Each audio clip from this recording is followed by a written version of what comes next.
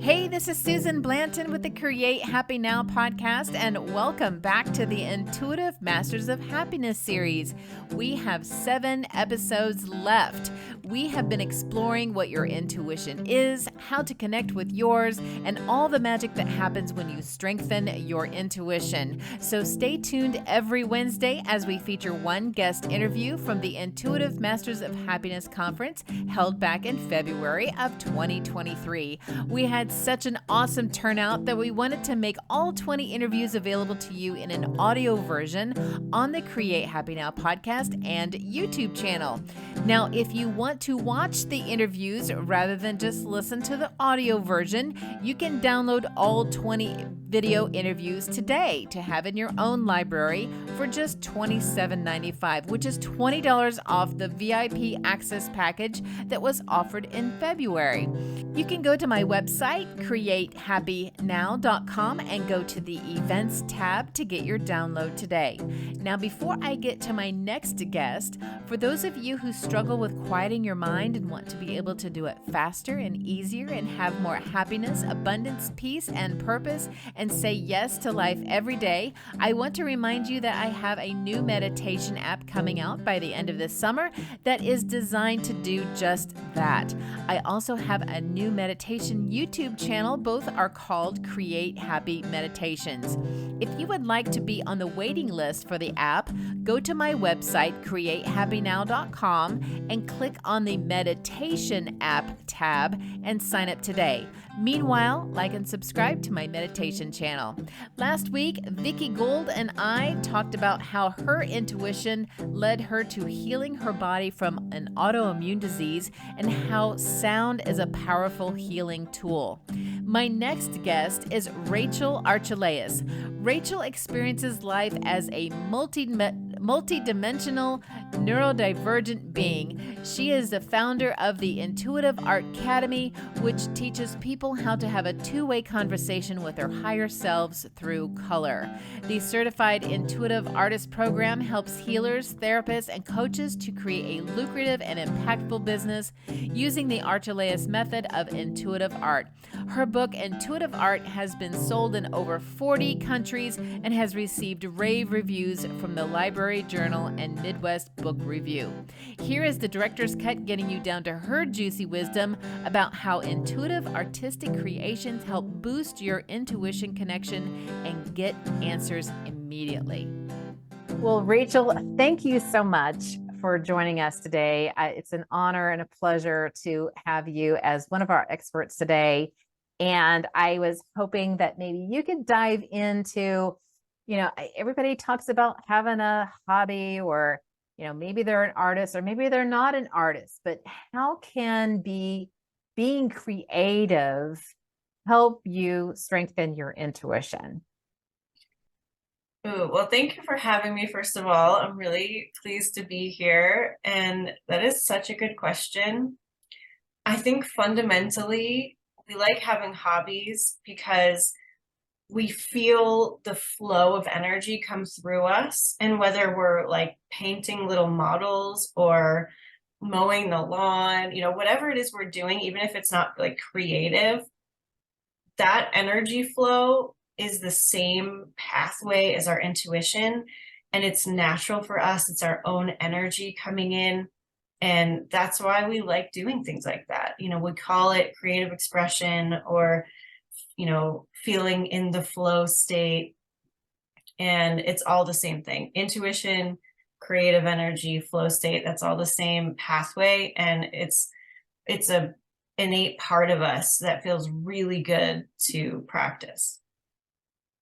Right. I feel also it helps you practice to just be and quiet your mind, which also is advantageous in opening up that connection, because some people meditate, but actually participating in a hobby and hyper focusing on it is a form of meditation, right?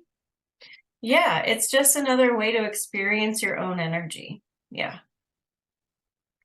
So what are some of the things, I know you specialize in helping people understand themselves through color. Can you expand on that some? Yeah, so I help people have a two-way conversation with their intuition. If you think about it, usually we call it a gut feeling. We, know like yes or no, or we have a feeling like maybe I should go to the store now, even though I was going to go later, or maybe I should get off the highway now. And then we find out there was an accident, but intuition for most people is a feeling in the moment. And what I do is I help people, instead of waiting for it and then having just a yes or no feeling, I help them communicate using an entire language that we create out of color. So it's like having a friend on the line to like ask questions to, get context from. Like maybe we feel a no and then we want to know why. Why is that a no? We can then ask using color.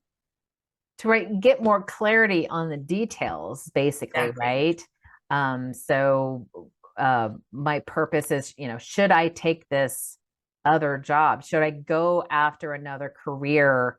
Or should I take the day off tomorrow? Or, just basically, it maybe not even a yes, no question, right? Like, Yeah, it's really like, okay, so maybe you're feeling like you want to change careers. So for you, it's a yes already, but you want to know what happens if I change careers? What happens if I pursue art? What happens if I pursue this other corporate job? You can really get into the details because your intuition, your higher self, it lives above logic. It lives above the limitation of the mind. And so it can see into the future, it can see into the past, it knows what's coming. And that is one of the benefits of communicating directly with your intuition. it's like if you're next to a mountain and you're not sure which way to go, and you've got a friend with a megaphone at the top of the mountain saying, hey, if you go around to the right, you're going to run into a fallen tree. But if you go around to the left, it's clear. Exactly. Yeah. Yeah. So now there's these intuitive drawings that you instruct your clients on doing. Can you describe what that's like? Yeah, so I know it sounds really intimidating. We were just talking before recording about how a lot of people hear intuitive art, or they hear you have to draw something and they're like, I'm not an artist. There's no way I could do that. But this method is so simple. It's just 3 steps. One, what's your question? You ask a question just to your head because you're talking to you, so you know what the question is. And then you draw with your eyes closed in a very kindergarten scribbly kind of way. Your hand will know what to do. And then the third step is to decode. So you open your eyes and you look down, and you'll have previously filled out a little color sheet with a meditation that we help you do, or any certified intuitive artist can help you do. And then you get to decode what the message is. So it's actually really, really simple. I have a drawing out here just so you can see. It's like, it's not of anything. It's an eyes closed scribble. So they're not going to look like you're going to want to hang them on the wall for pleasure. You're going to want to hang them on the wall though, because it's information that's really important to you, and you'll probably want to reference it for a while. Or have a journal of them. Yes. I have a book. When I took your certification course, I started out with the not the acrylics, but the chalk, Yeah, the pastels. the pastels, Mhm. and it was not good. So I went to crayons, and it was so much better. But I just kept a journal, and to see like kind of what keeps coming up. Do I keep doing the same thing? How's it combining with some of the other? I mean, decoding is actually, because the drawing itself is like what, a minute or two? Yeah, it's really fast. And decoding is, I have had so many clients just go, oh my gosh, like that's it. That's the answer. It's right here. And Yeah. it's so powerful because they think at the beginning, like, oh, this isn't gonna work. I don't know what you're talking about. This looks like mumbo jumbo, but when you start just decoding it, one by one and symbol by symbol, and you're like, then it all comes together and the light bulbs come on, and then you're like, I want to do another one. I have another question, right? Yeah. That's pretty awesome. I love that too. Like the aha moment for people.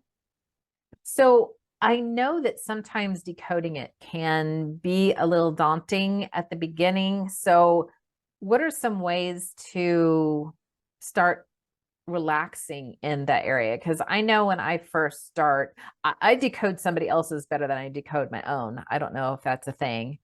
Um, but I feel kind of tense when I'm looking at my own.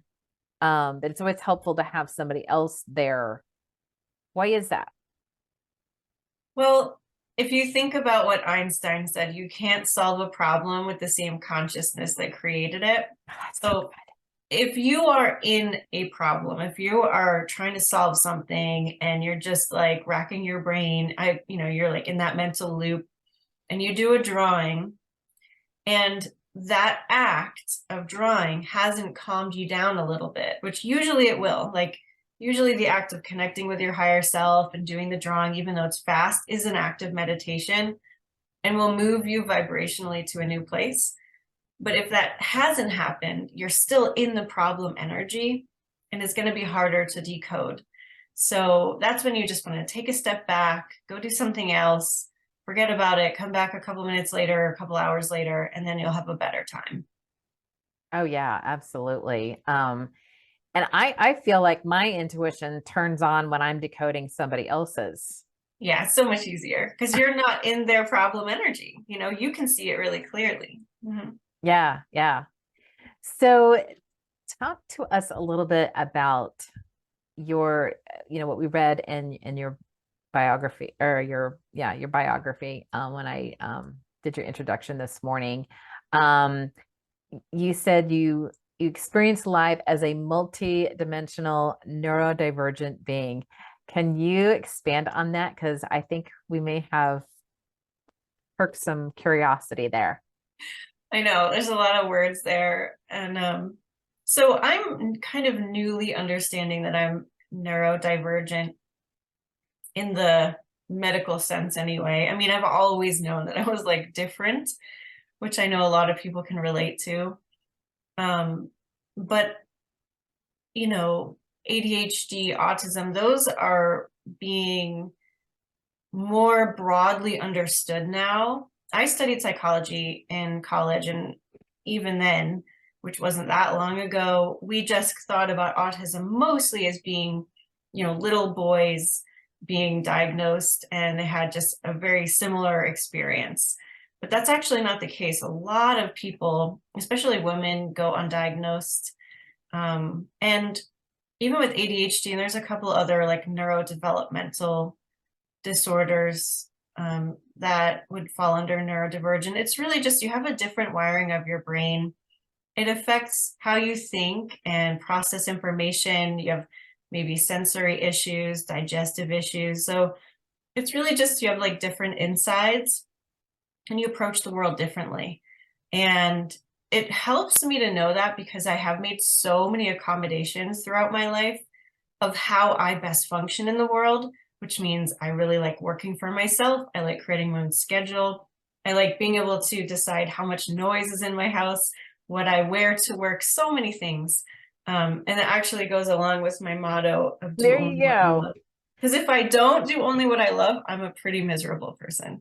And being neurodivergent is part of that. I can't hustle through anything. It just doesn't work for me.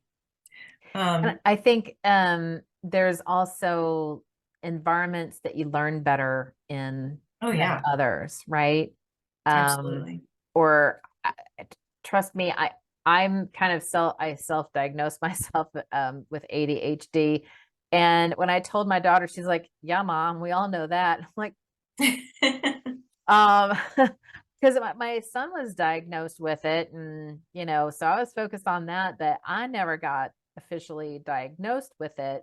But there's been a lot of real Facebook reels and TikTok things out there, and I'm like, oh, yep, that's me. Yep, me. That's me. That's me. That's me. That's me.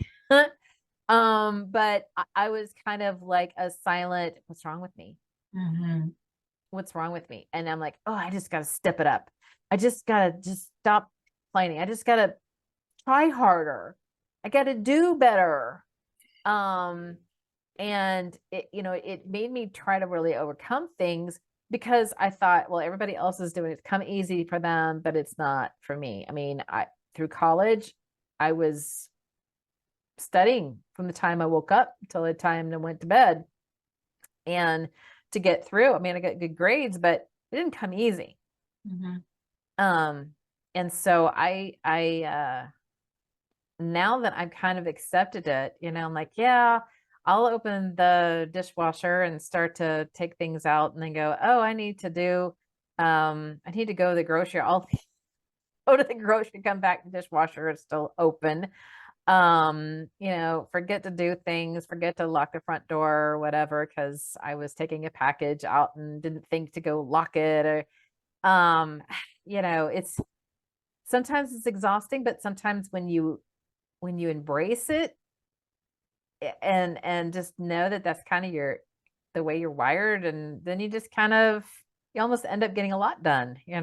Yeah, exactly. Yeah, if you stop resisting yourself, you can just free up so much energy for sure. Especially when you do get in touch with your intuitive self, because then your intuitive self is like, okay, I know you're this way, so this is what we're going to do now, and this is what we're going to do later, and because this time is the best time for you to do this now, and it's time for you to rest now, it's time for you to go now, it's time for you to stop, time to go. So that's definitely something that I'm just now embracing for the first time. And I'm feeling better because I just thought, something's wrong. Maybe I'm getting too old. I'm like not being able to learn as fast as I could before, but that's not it. That's not it. It's just I'm wired different, and that's okay. Absolutely, yeah. And I love how you're saying that leaning into the intuitive part of you helped a lot with that because that's what I consider being a multidimensional person. Like we all are, but when you experience life, allowing in that information most of the time, then you're not only relying on who you think you should be or what you think you should be able to do or the schedule that you have been told is the best for everyone. Like everyone should have a 5 a.m. routine. Like that's not going to work for me. But intuitively, I still accomplish all the things for the most part eventually that I want to accomplish. And I do that just like you said, allowing that intuitive guidance in and having that be at the forefront for me. And that really does help you navigate life based on you, not on what works for other people. Oh yeah, exactly. And then you're doing it in a flow that is a great time for you rather than forcing it. And when you're forcing it, either takes longer or you're making mistakes or you just don't feel like it's right, or you're not learning it and doing it according to what you feel is appropriate. But if you are just doing it at the time and in a way that you like to do it, then it's so much more pleasurable and more productive and a better outcome. Absolutely. Yes. Yeah. Yeah. So, what are some other things that you feel people can try as far as creativity? Um, Sometimes people just don't just sit down and do creative things all day long. Or what are some things they might be able to do on the spur of the moment when they just need to have like a timeout to do something, but maybe they're at the airport, or, maybe they're on the bus, or waiting for their child to come out of school. You don't really grab your knitting needles or, get your easel and canvas up at that point. So, what are some things that people can try to do? That's you just pick it up and have a moment of meditation that's very creative. Well, I mean, I think the number one thing is if you want to feel more of your own energy flow, then try not to be consuming something in that moment, right? So just try to be present with yourself, and you can still be doing something, like maybe you have a little coloring app on your phone or your iPad that you can bring around with you. Maybe it's a little game even, but it allows your nervous system to regulate and so that you can feel your own energy again. It doesn't have to be, like you said, like you're knitting something or you're on the couch sewing or doing cross stitch. Like just allowing your body time to like line up with itself and be coherent, feel your own breathing, you know, hear what's going on in your head, because you'll probably be surprised what's going on in your head. Oftentimes we're not even aware of the thoughts we're thinking. So give yourself a moment of rest. And even if that comes through a little bit of distraction, it's still going to get you to where you want to go.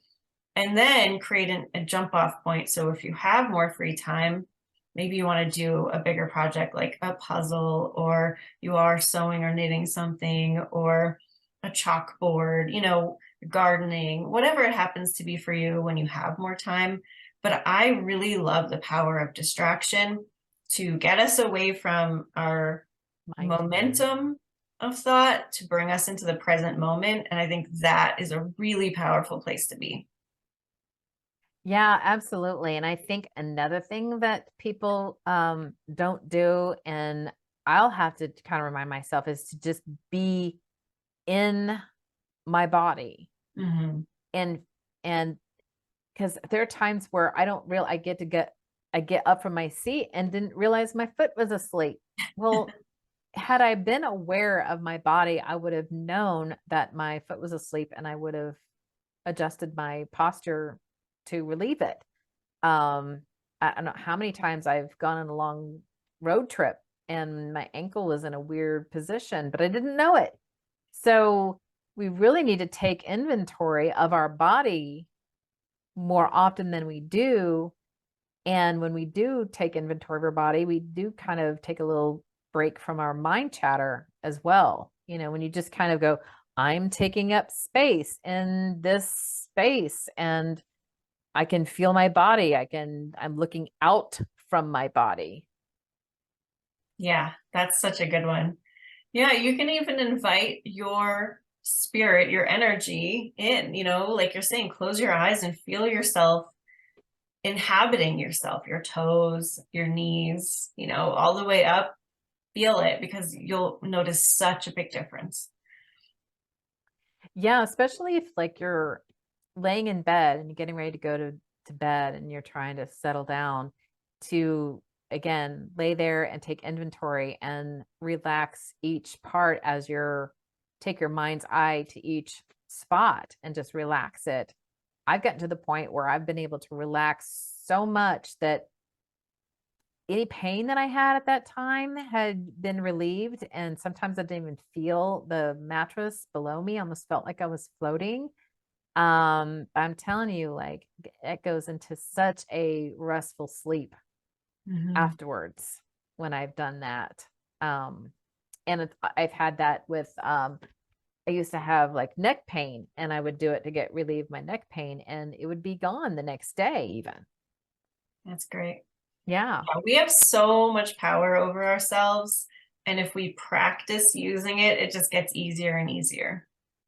Yes, absolutely. And I think being creative can also help with that. Um, Not just you know, being intuitive on other levels, but just to be creative. Really, especially your mind. I feel like because I'm a portrait artist, and of course I'm self-taught, and when I start a painting, I feel like it looks horrible, but when I'm in that channel and I'm painting, um it's like therapy to my mind. It is a vacation, it is a clearing out, it's a rebooting. And if I don't do it for a while, I can feel like it's garbage is starting to collect, and I really need to go take that time and just be creative and do it. And so it's definitely therapy for your mind, I think. Yeah. Yeah, it's again, you're opening up that pathway for your higher dimensional energy to come through. And so, yeah, it's clearing out the rest.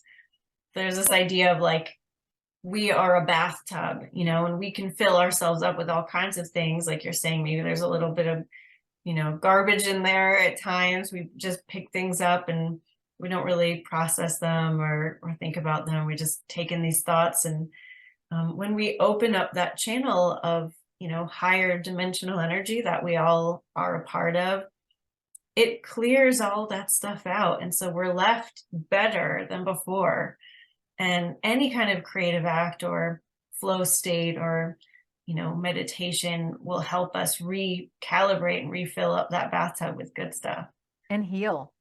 Yeah, exactly. And heal on so many different ways. I mean, physically, spiritually, mentally, it's definitely worth trying, that's for sure. Yeah, and find something that works for you. There's no right or wrong way. There's no better, this is better, or that's better. Really, whatever is helping you feel lined up with yourself in that flow state or just pleasured. Like, I love being creative, I love knitting hats. Like, that is the same thing. So there's a whole wild world out there. And there's probably something that you've thought to yourself, like, oh, I'd love to try that. And you've probably talked yourself out of it. Oh, I wouldn't be good at that. I don't know how to do that. Well, Or give you've one of tried it those things. once. Yeah, give one of those things a try. It's not about the outcome, it's about the process.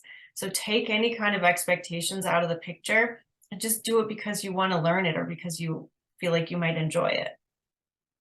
Right. Because I think, from what I've experienced in learning anything like that is, it's a little awkward in the beginning, but all of a sudden you'll hit a certain time period where it's then the flow kicks in, Mhm. and then the enjoyment, the flow, the natural aspects of, like let's say if you're learning to paint and you're just trying and trying and trying, and then all of a sudden it just kind of comes to you. Or like learning how to play a guitar. It's hard, your fingers hurt, it doesn't sound right. And then after a while, it just all of a sudden it just starts to sound like music and it really starts to flow, and then you get that feeling like this is amazing and I want to do this more. I mean, that's what a lot of people who have started being a painter or started music, it was an escape Mhm. originally from their mind chatter, their external world, their depression, and they have found solace in artistic expression. Yeah, definitely. And I think just the important thing is do it for you, not because of what you think you'll become from it, right? Yes. Otherwise, you probably won't get to the part where it is easy and fun and flowing. If I start doing something because I think I'll look a certain way, or I'll be the best trumpet player, or I want to impress someone, it never works out. It's only if I'm just like, yeah, I'm just going to do this for me, and then I'll actually get to the part where I actually improve at it. Yes. Yes. When you're doing it by yourself, for yourself, Mhm. that's when it's magic, not, oh, I'm going to perform for somebody. Yeah. Yeah. Yeah. But well, Rachel, as always, it's a pleasure to be with you, to talk to you, to learn from you. And I'm so glad that you were here today to help open up this aspect of what's within everybody is that natural creative self that they can just, take the opportunity to explore, expand upon. Thank you for having me. I love talking about this. It was super fun. Yes, absolutely. And you would be the one with your intuitive art business that you were going to definitely be one of my top guests on this subject. Thank you. All right. Well, can you share with the audience what you've got going and how they can get in touch with you in case they want to learn more from you? Yeah, I'd love to. So we teach this base method of connecting with your higher self for free. You can get our free class at intuitiveartclass.com. You can also learn more about the Intuitive Art Academy and our live streams at intuitiveart.com. Awesome. And I'll put that right down here below. And then also everybody's going to get a copy of all the guests and all of their juicy goodness and how to get a hold of them. So you don't have to remember what we put down here. We'll send it to you later. So, but thank you so much, Rachel. Thank you. Thanks for having me. Thanks for listening to this episode of the Create Happy Now podcast. Please be sure to subscribe, and if you are watching on YouTube, hit that notification bell. If you have a topic to suggest, please leave a comment below. Catch the Create Happy Now podcast on iTunes, Google Podcasts, Podbean, Spotify, Audible, iHeartRadio, Player FM, Listen Notes, and Podchaser. Check out other YouTube videos on the Create Happy Now YouTube channel. And if you want more, check down below for resources, courses, and events, or go to www.createhappynow.com.